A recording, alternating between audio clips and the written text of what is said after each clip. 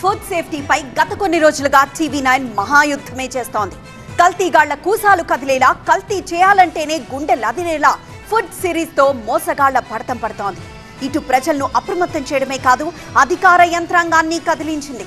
TV9 కథనాలతో మంత్రులు సైతం food సేఫ్టీపై focus పెట్టారు. మహానగరంలో మాయగాళ్లు మోపయ్యారు. వాళ్లకు కేవలం వ్యాపారం తప్ప మరేమీ కనిపించదు. డబ్బు లెక్క తప్ప మరేమీ వినిపించదు. వాంతులొచ్చేలా వంటగదులు, దిమ్మ తిరిగేలా చేస్తోన్న కుళ్ళిన దినుసులు, నషాలాన్ని కంటుతున్న మసాలా వ్యర్థాల వాసనలు. ఎటు చూడు కల్తీ కల్తీ కల్తీ. దీంతో ఫుడ్ సేఫ్టీ విషయంలో గట్టి సంకల్పంతో ముందుకు కదిలిన TV9 ప్రభుత్వ అధికారంలో చలనం వచ్చేలా చేసింది. అంతేకాదు వారితో కలిసి జాయింట్ ఆపరేషన్ నిర్వహించి ఎంతో మంది కల్తీగాళ్లకు కళ్ళెం వేసింది.